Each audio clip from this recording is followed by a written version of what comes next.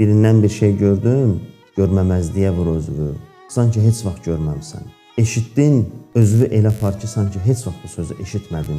Eyib açan olmayasan, eyib açan olmaq insanın aqibəti üçün təhlükəlidir. İnsanın sonu üçün təhlükəlidir.